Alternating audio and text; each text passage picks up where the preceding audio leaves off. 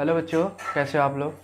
तो आज हम पढ़ने जा रहे हैं क्लास 10th का चैप्टर नंबर 4 द्विघात समीकरण, जिसका पार्ट 2 है। पार्ट 1 पहले ही अपलोड कर चुका है, जिसमें हमने द्विघात समीकरण को हल करने की विधि बता रखी है, पूर्ण वर्ग बनाने की विधि।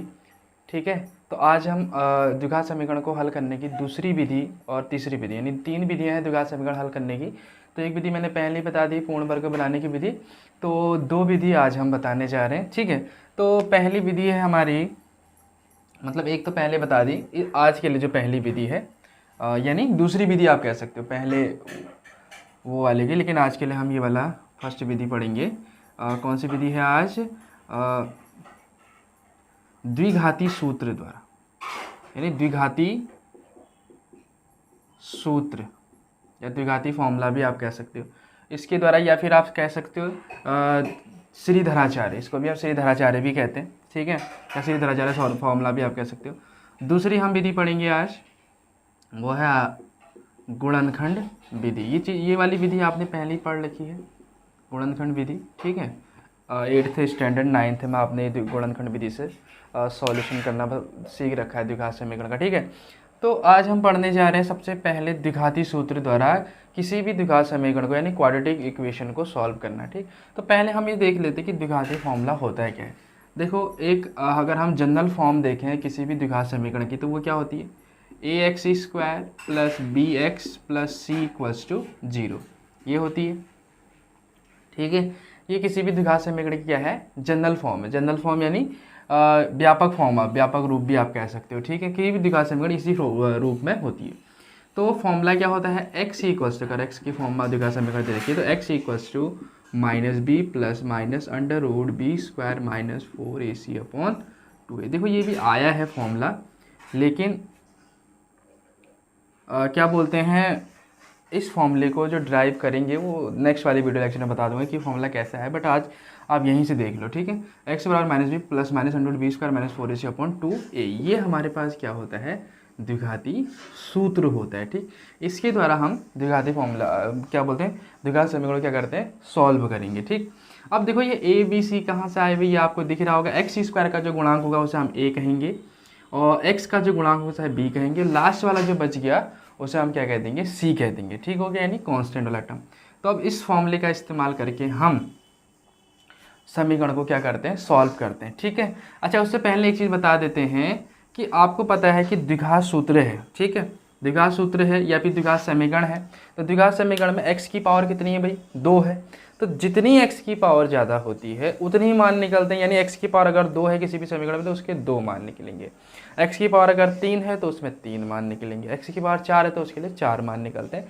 तो इन मानों को क्या कहते हैं द्विघात समीकरण के? इन मानों को कहते हैं हम मूल या हल। समझ में आ रही मेरी बात? द्विघात समीकरण के हल या फिर मान कह सकते हैं। तो किसी भी द्विघात समीकरण के मूल यानी हल किस प्रकार के निकलेंगे, वो ये फॉर्मूला पहले ही बता देता है बिना सॉल्व करे। वो कैसे बताता है? मेरी बात समझ में आ रही? किसी भी द्विघात समीकरण के मूल कैसे होंगे, उनकी प्रकृति कैसी होगी, वो दोनों बराबर आएंगे या दोनों अलग अलग आएंगे या दोनों निकलेंगे ही नहीं या दोनों काल्पनिक आएंगे, ये पहले ये वाला फॉर्मूला बता देता है कि किस प्रकार के इसके मूल होंगे। यानी एक बार कह सकते हो कि द्विघात समीकरण का अस्तित्व बता देता है ये वाला समीकरण। ठीक है, या ये वाली इक्वेशन। इसमें देखो, ये जो आपका दिख रहा है बीच वाला टर्म, जिसको हम बोल रहे हैं b² minus 4ac, b² minus 4ac, इसे हम द्विघात समीकरण का विविक्तर कहते हैं। क्या बोलते हैं इसको? विविक्तर।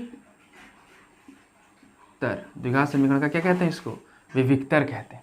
ठीक हो गया, b² माइनस 4ac को क्या कहते हैं? द्विघात समीकरण का विविक्तर, है ना, या डिस्क्रिमिनेंट भी बोलते हैं इसको, मतलब जो इंग्लिश में आप इसको बोलना चाहो तो अब यहाँ पर देखो, b² माइनस 4ac को हम द्विघात समीकरण का विविक्तर कहते हैं, और यही चीज़ हमको बताता है कि द्विघात समीकरण की प्रकृति कैसी है, यानी इसके मूलों की प्रकृति, मूल किस प्रकार से आएंगे वो चीज़ बता देता है। जैसे अगर मैं एक द्विघात समीकरण आपको नॉर्मली को ले लेता हूँ, 2x² प्लस 4x प्लस मैंने ले लिया, मान के चलो 2 ले लिया बराबर 0, ये द्विघात समीकरण है। ठीक है, अब ये द्विघात समीकरण है। अब ये हमको ये बताना है कि भैया इसके मूल किस प्रकार से, हम मूल निकाल नहीं रहे, मतलब हल नहीं निकाल रहे, इसके सॉल्यूशन पता है आपके, दो घात है तो 2 निकलेंगे। तो हम ये बताना चाह रहे हैं कि इसके जो मूल होंगे यानी जो इसके हल आएंगे वो किस प्रकार से होंगे, यानी कैसे होंगे। तो इसके लिए हम ये विविक्तर चेक करते हैं। ठीक हो गया, B square minus 4ac, B square minus 4ac check करेंगे। अच्छा पहले एक चीज़ सुन लो यहाँ से, अगर हमारे पास मूल की बात कर रहा, बी स्क्वायर माइनस 4ac का मान अगर 0 से ज़्यादा आ जा रहा है, किससे 0 से ज़्यादा आ जा रहा है, तो उस कंडीशन में जो मूल होंगे आपके वो वास्तविक होंगे। मूल क्या होंगे आपके? वास्तविक होंगे। ठीक हो गया। वास्तविक क्यों होंगे? क्योंकि अंडर रूट के अंदर बी स्क्वायर माइनस 4ac है या नहीं है, ये वाला अंडर रूट के अंदर, तो अंडर रूट के अंदर प्लस का मान आ जा रहा है, तो इसका मतलब मूल हमारे पास क्या होंगे? वास्तविक होंगे। और अगर वी स्क्वायर माइनस 4ac का मान 0 से कम आ जा रहा है, यानी नेगेटिव का, 0 से कम का मतलब क्या होगा? नेगेटिव। अगर बी स्क्वायर माइनस 4ac का मान नेगेटिव आ जा रहा है, यानी 0 से कम आ जा रहा है, तो उस कंडीशन में देखो अंडर रूट के अंदर नेगेटिव का कोई भी टर्म आ जाएगा, या कोई भी लिख दो एक्स वाई जेड, तो अंडर रूट के अंदर नेगेटिव का आ गया, मतलब ये होता है काल्पनिक नंबर। कौन सा नंबर होता है ये? काल्पनिक नंबर होता है। समझ गए? तो इसका मतलब जो मूल निकलेंगे वो वास्तविक ना होके क्या होंगे आपके? अवास्तविक कह दो या फिर काल्पनिक कह देते। मूल क्या होंगे आपके? काल्पनिक होंगे। अगर तीसरी कंडीशन बन जाती है बी स्क्वायर माइनस 4ac का मान 0 के बराबर आ जाता है, तो उस कंडीशन में जो मूल तो वास्तविक होंगे ही होंगे, लेकिन मूल वास्तविक भी होंगे, मूल वास्तविक भी होंगे और बराबर भी होंगे, दोनों एक जैसे मान निकलेंगे। यहाँ पर केवल वास्तविक होंगे, मूल अलग अलग निकलेंगे, दोनों अलग, जैसे 1 2 निकला तो 3 निकलेगा, लेकिन यहाँ पर वास्तविक तो होंगे ही होंगे, लेकिन मूल जो होंगे आपके बराबर होंगे। मूल क्या होंगे आपके? बराबर, यानी जो हल निकलेंगे आपके बराबर। तो ये चीज़ आपको याद रखनी है कि अगर बी स्क्वायर माइनस 4ac का मान 0 से ज़्यादा आ जा रहा है तो मूल उस कंडीशन में वास्तविक होंगे।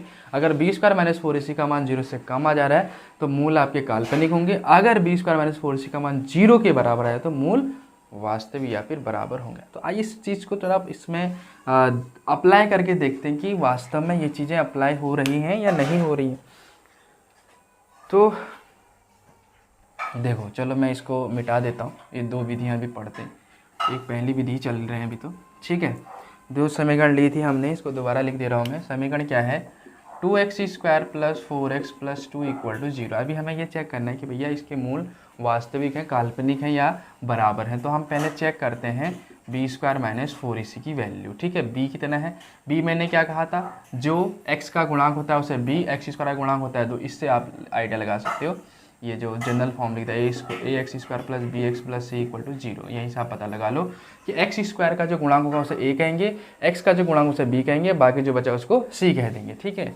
तो बी कितना है आपका? एक्स के आगे क्या है भैया? 4, तो 4 का स्क्वायर, 4 ए एक्स स्क्वायर के आगे 2, सी लास्ट वाला 2, तो ये 4 का स्क्वायर कितना हो जाएगा? 16, और 4 दूनी 8, 8 दूनी 16, ये भी 16 आ गया, यानी यहाँ पर बराबर 0 हो गया। तो कहने का मतलब ये है कि भैया बी स्क्वायर माइनस 4ac की वैल्यू क्या आ गई आपकी?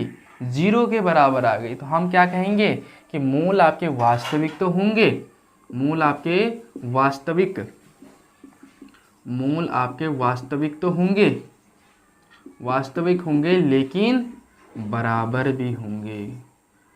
क्या होंगे? और बराबर भी होंगे, दोनों इक्वल मूल आएंगे। अब देखो निकाल के देखते हैं, यानी दोनों x की वैल्यू सेम आएंगे। देखो इसको फॉर्मूले में रखते हैं। x बराबर क्या होता है? Minus B plus minus B square minus 4ac upon 2a। ये द्विघात समीकरण है, मतलब सूत्र है, या श्रीधराचार्य फॉर्मूला भी आप कह सकते हो इसको। तो माइनस ऐसे रखेंगे, b की वैल्यू क्या है? x के आगे जो है यानी 4 है, प्लस माइनस, अभी बी स्क्वायर माइनस 4ac की वैल्यू निकाल लिखी आपने, डायरेक्ट लिख दो यहाँ से 0। ये तो है बी स्क्वायर माइनस 4ac की वैल्यू, 0 लिख सकते हैं, अपॉन 2 इंटू ए की वैल्यू कितनी है? 2 है। तो यहाँ से आप देखो x इक्वल्स टू माइनस का 4, देखो ये 0 है आपका, तो 0 का अंडर तो 0 ही होता है, बटे यहाँ 4 कर दो। तो अब एक काम करो, 2 साइन है, एक बार प्लस का साइन है, एक बार माइनस का साइन है। तो एक बार अगर पॉजिटिव का साइन लेते हो तो माइनस का 4, बीच वाली की बात कर रहा हूँ, ठीक है, बटे 4। तो 0 में 4 माइनस करो, 4 ही आना, वो भी माइनस का, यह आपका आया माइनस का 1। इसी प्रकार अगर आप नेगेटिव का साइन लेते हो, ये नेगेटिव लिखा है, ठीक है, तो x equals to -4 minus 0 upon 4, तब भी कितना आना? माइनस का 4। तो उस कंडीशन में देखो आप x के दोनों मान क्या है? इक्वल आ गए, -1 -1। तो ये चीज़ हमने पहले ही बता दिया था, देखो मूल बराबर होंगे, तो ये फॉर्मूला पहले ही बता देता है कि इसके मूल किस प्रकार से आएंगे। ठीक है, तो समझ में आया आपको किस तरीके से ये फॉर्मूला लगा रहे हैं। आपको बस कुछ नहीं करना है, सिर्फ ये देखना है कि भैया एक्स स्क्वायर के आगे क्या है, एक्स के आगे क्या है, और सिंपल वैल्यू में क्या लिखा है लास्ट कांस्टेंट वाला, और डायरेक्ट फॉर्मूले में अप्लाई कर देना minus B plus minus into B square minus 4ac upon 2a में फॉर्मूला। लेकिन आपको याद रखना पड़ेगा, नेक्स्ट वीडियो में इस फॉर्मूले को भी हम बता देंगे कि आया कहाँ से है। बट आपको देखो आया कहाँ से आपको ये पता तो लग जाएगा, लेकिन फॉर्मूला फिर भी आपको क्या करना पड़ेगा, याद तो रखना ही पड़ेगा, है ना। तो खैर मैं तो बता दूंगा अगले वीडियो लेक्चर में ये फॉर्मूला आया कहाँ से, बट अभी आप इस चीज़ को याद कर लो। ठीक है, कि एक्स बराबर minus B plus minus into B square minus 4ac upon 2a, ये क्या होता है, द्विघाती फॉर्मूला होता है या द्विघाती सूत्र होता है, जिसे श्रीधराचार्य फॉर्मूला भी कहते हैं। ठीक है, चलो एक क्वेश्चन और कर लें इस चीज़ का। ठीक है, चलो एक क्वेश्चन और करते हैं, आपकी बुक का ले रहे हैं क्वेश्चन। पहले इसको मिटा देते हैं। देखो आप जितना प्रैक्टिस करोगे उतना ज़्यादा हो आएगा। अब एक बार आपने वीडियो देख ली या एक बार आपने पढ़ लिया, फिर आपसे उस चीज़ को कभी नहीं देख रहे हो, 1-2 हफ्ते बाद देख रहे हो, तो फिर कहाँ से हो पाएगा, है ना। तो इसलिए जो है पढ़ो और प्रैक्टिस, मैथ तो प्रैक्टिस चाहती भाई, है ना, बिना प्रैक्टिस तो कुछ नहीं होने वाला। अच्छा, तो आपके बुक का देखो, आप अपनी एनसीईआरटी बुक भी देख लो, सामने है ना। देखो 4.4 एक्सरसाइज का ही ले लेते हैं क्वेश्चन। इसी प्रकार से क्या लिखा है उसमें कि निम्न द्विघात समीकरण के मूल की प्रकृति ज्ञात कीजिए, यदि मूल का अस्तित्व हो तो उन्हें भी ज्ञात कीजिए। ठीक है, तो एनसीईआरटी बुक है ये, आप ही क्वेश्चन ये देख सकते हो 4.4 एक्सरसाइज। ठीक है, तो कराएंगे वैसे सारे एक्सरसाइज के, लेकिन पहले आपको मैं ये बताना चाह रहा हूँ कि इस पूरे चैप्टर में किन चीज़ों का उपयोग हो रखा है, फिर बाद में हम एक्सरसाइज के सारे क्वेश्चन कराएंगे। पहले हमको एक विधियाँ पढ़ लेने, तभी तो आप क्वेश्चन सॉल्व करोगे। इसमें ये बता रखा है क्वेश्चन कि अस्तित्व भी ज्ञात करो, मूलों की प्रकृति वगैरह सब बताना है। ठीक हो गया, तो यहाँ पर क्या है, पहले तो आप अस्तित्व चेक करने के लिए वही प्रकृति कौन सा वाला विविक्तर चेक करोगे, विविक्तर निकालोगे। क्या होता है विविक्तर, बी स्क्वायर माइनस 4ac होता है। अब बी क्या होता है, एक्स का गुणांक होता है। एक्स का गुणांक कितना है, -3। देखो साइन के अनुसार ले लेंगे, ठीक है, -3 का स्क्वायर कर दिया 4। ए की वैल्यू एक्स स्क्वायर का जो गुणांक है यानी 2, और सी कितना है आपका 5 है। तो ये 3 का स्क्वायर 9, देखो माइनस का तो प्लस जाएगा स्क्वायर करने पर। बाकी ये 5 चौक 20 दूनी 40, वाह। अब 9 में 40 घटाएंगे तो आएगा 31, लेकिन 31 इसका आएगा माइनस का। देखो माइनस आपका क्या है, लेस देन 0 है, यानी 0 से कम है। 0 से अगर कम है तो इसका मतलब क्या है कि ये मूल कैसे होंगे इसके, काल्पनिक मूल होंगे इसके, काल्पनिक। अब मूल अगर काल्पनिक आ गए तो द्विघात समीकरण का अस्तित्व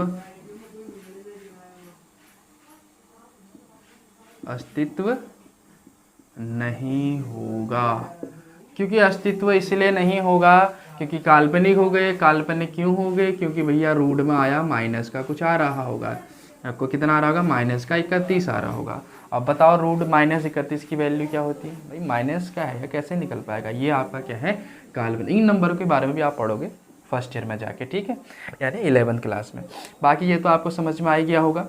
ठीक हो गया, -31 क्या है आपका, 0 से कम है, इसका मतलब क्या हुआ कि ये मूल क्या आ गए आपके, काल्पनिक आ गए। ठीक हो गया, इसका मतलब द्विघात समीकरण का अस्तित्व नहीं है, इसको सॉल्व करना बेकार है, होगा ही नहीं। पहले ही पता लगे तो कितनी अच्छी सुविधा है, पहले ही पता लगा दे रहे हम सॉल्व होगा नहीं होगा, है ना। तो इसका मतलब यह है कि द्विघात समीकरण वाले फॉर्मूले से हम द्विघात समीकरण का क्या कर सकते हैं, मूलों की प्रकृति वगैरह अस्तित्व निकाल सकते हैं। अच्छा एक क्वेश्चन और है इसी का,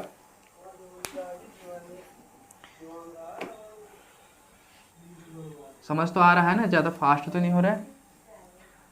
ठीक है, मैं थोड़ा आपको विधियां बताने की कोशिश कर रहा हूँ कि किस प्रकार से आप इन विधियों का इस्तेमाल करोगे, तब आप एक्सरसाइज में कोई भी क्वेश्चन आ जाएगा आप डायरेक्टली उस चीज़ को सॉल्व कर सकते हो। ठीक, तो यहाँ से आप देखो एक बार फिर इसकी प्रकृति निकालो ज़रा, बी स्क्वायर माइनस 4ac निकाल दो। बी कितना है 6 माइनस का, एक्स के आगे जो होगा वो बी होगा, बाकी एक्स स्क्वायर के आगे जो होगा ए, बाकी बचा वो सी। 4a की वैल्यू कितनी है 2 और c की वैल्यू है 3। 6 का स्क्वायर 36, देखो माइनस का स्क्वायर करोगे तो प्लस हो जाना है, और ये आपका 4 दूनी 8 या 24, तो ये आपका कितना आ गया भैया 2 और 1 12, 12 प्लस का आया, इसका मतलब ये ग्रेटर देन 0 है। इसका मतलब मूल इसके क्या होंगे, आपके वास्तविक होंगे। अभी लिखवाया ना पीछे, मूल क्या होंगे इसके, वास्तविक होंगे। अब इसका मतलब अस्तित्व है, अस्तित्व इस बार है किसका, द्विघात समीकरण का अस्तित्व है। जब द्विघात समीकरण का अस्तित्व है तो हम इसको क्या करेंगे, अब सॉल्व करेंगे।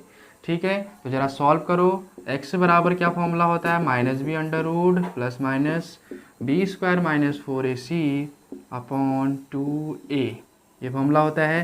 तो x इक्वल्स टू माइनस का b की वैल्यू कितनी है, माइनस का 6, तो एक माइनस पहले से है और एक माइनस वो, तो प्लस का 6 हो जाएगा।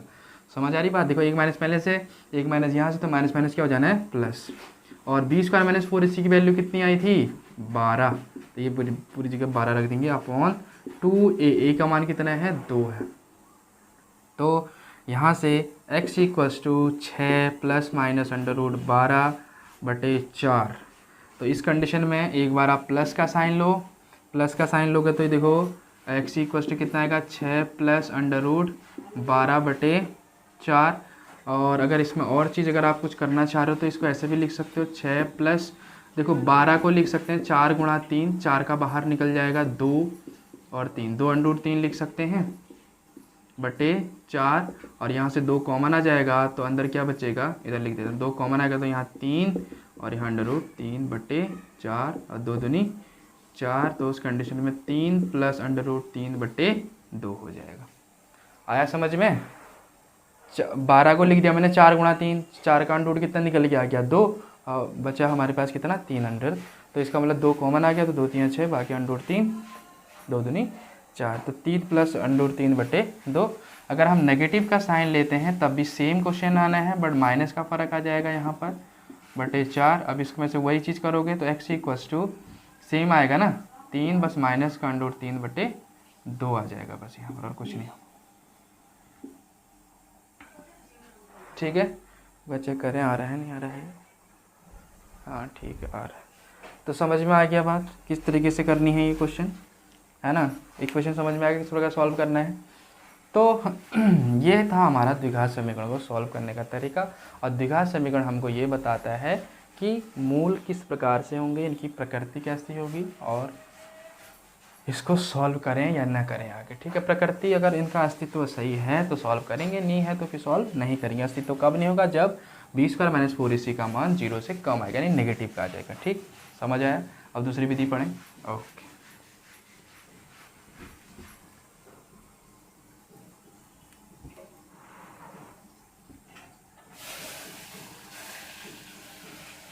अब हम पढ़ते हैं दूसरी विधि। ठीक है, दूसरी विधि यानी गुणनखंड विधि है।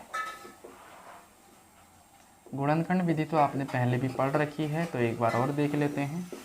जैसे यही वाले इक्वेशन जो कौन सी इक्वेशन लेते हैं आपकी बुक से ले लेते हैं कोई इक्वेशन, यार आपके एक्सरसाइज से ही ले लेते हैं इक्वेशन। एक्सरसाइज में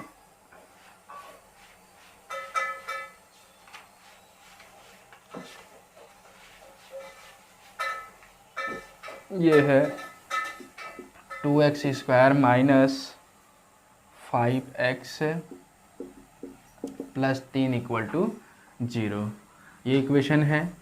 तो अब देखो यहाँ से क्या करेंगे, गुणनखंड विधि का क्या रूल होता है कि इसके x² के फर्स्ट वाला और इसके लास्ट वाला, मतलब x² का जो आगे गुणांक है वो, और बचा लास्ट वाला c वाला टर्म जो कांस्टेंट वाला, उन दोनों की गुणा करते हैं, यानी 2 3 कितना हो गया 6, 6 प्लस का आएगा कि यहाँ प्लस का साइन है।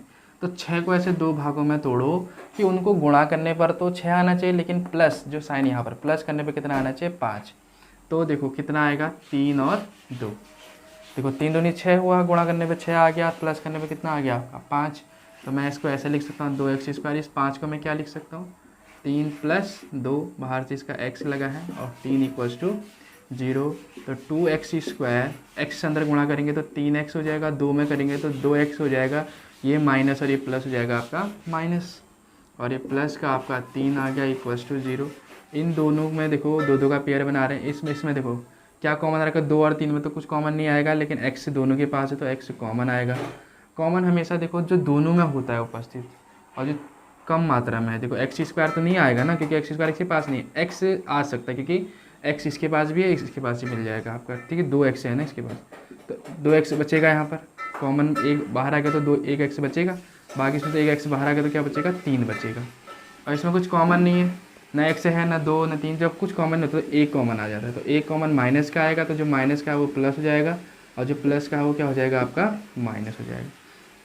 तो ये x ये भी दोनों सेम है, तो इनको भी बाहर ले लो, एक और बचा आपका x, और ये क्या बचा, माइनस का 1, ठीक है। तो यहाँ से आप देखो एक बार 2x माइनस 3 इक्वल्स टू 0 रख दो, तो 2x इक्वल्स टू हो जाएगा, माइनस का जगह प्लस हो जाएगा, और x इक्वल्स टू हो जाएगा 3, ये गुणा में था, कहाँ आ जाएगा, भाग में, x बट्टे मतलब 3/2। यहाँ से भी सेम हो जाएगा, x minus 1 equals to 0, then x equal to minus का 1, यहाँ जगह क्या हो जाएगा आपका, प्लस का 1 हो जाएगा। तो यहाँ से एक वैल्यू निकल आ गई आपकी, एक x की 3/2 वैल्यू आ गई, x की 1 आ गई। तो ये था हमारा गुणनखंड विधि। चलो एक और क्वेश्चन लेके चलते हैं, फिर आपको और क्लियर हो जाएगा।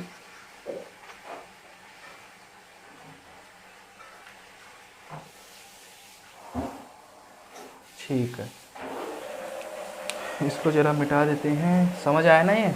चलो एक और क्वेश्चन ले लेते हैं, ठीक है। क्वेश्चन है आपका x² plus 4x minus 5 equals to 0, ठीक है। तो क्या होगा, इसका आगे कितना है, 1 है, इसके आगे क्या है, 5। तो 1 और 5 ही गुणा करेंगे तो आएगा माइनस का 5, तो माइनस है ना। तो 5 को ऐसे 2 भागों में तोड़ो कि उनको माइनस करने पर तो कितना आना चाहिए, 4 आना चाहिए, और गुणा करने पे कितना आना चाहिए, 5। तो कितना आएगा बताओ, 5 कम 5, 5 गुणा 1 करोगे तो 5 आएगा, अब 5 में 1 घटाओगे तो 4 आ जाएगा। तो यहाँ से ऐसे लिखेंगे x², 4 को लिख देंगे 5 माइनस 1, ये x हो जाएगा, ये 5 हो जाएगा, इक्वल्स टू 0, ठीक है। और यहाँ से x² प्लस x के अंदर गुणा कर दो, 5x, 1 में गुणा करेंगे तो 1x करो या x करो, एक ही बात है, ठीक है। माइनस 5 इक्वल टू 0, इन दोनों में देखो आप कॉमन क्या आ रहा है, इन दोनों के पास है x, तो यहाँ बचेगा एक x, यहाँ पर बचेगा एक 5, क्योंकि x² में से 1x बाहर आ गया तो 1x बचेगा, और x बाहर आ गया तो यहाँ से तो 5 केवल 5 बचेगा। इन दोनों में कुछ नहीं कॉमन आ रहा तो एक कॉमन आएगा। अब एक माइनस का है, तो जो माइनस का है वो प्लस हो जाएंगे, दोनों माइनस के हैं तो दोनों प्लस के हो जाएंगे, बराबर 0। ये दोनों सेम आने चाहिए, ध्यान देना। तो इनको भी एक कॉमन ले लेते हैं, x प्लस 5, तो क्या बचेगा, यहाँ पर x बचेगा, यहाँ पर बचेगा 1 इक्वल्स टू 0। तो यहाँ से आप देख सकते हो x प्लस 5 इक्वल्स टू 0 करो तो x की वैल्यू आ गई प्लस का 5, यहाँ जाके माइनस का 5 हो गया, और x माइनस 1 इक्वल टू 0 करोगे तो x इक्वल टू कितना आ गया, प्लस का 1। एक बार इसको 0 के इक्वल रखना, एक बार इसको 0 के इक्वल रखना। आया समझ में। तो आज हमने गुणनखंड की 2 विधियाँ और पढ़ी, ठीक है। इससे पहले मतलब क्या बोलते हैं, द्विघात समीकरण की 2 विधियाँ और पढ़ी। इससे पहले वाले में हमने द्विघात समीकरण को सॉल्व करने की एक और विधि बता रखी है, जिसको हम बोलते हैं पूर्ण वर्ग बनाने की विधि। वो अलग से इसलिए बनाए क्योंकि वो थोड़ा सा लंबा प्रोसेस है, और थोड़ा सा आपको उसके लिए क्वेश्चन भी दे रखे हैं मैंने, किस तरीके से करा रखे हैं और करने हैं आपको क्वेश्चन किस तरीके से हैं उसमें। तो उस विधि को ज़रा एक बार आप देख सकते हैं, अगर आपको आता है तो इस वाली विधि को आप देख सकते हैं। बाकी प्रैक्टिस करते रहिए, ठीक है। मिलते हैं नेक्स्ट वीडियो लेक्चर।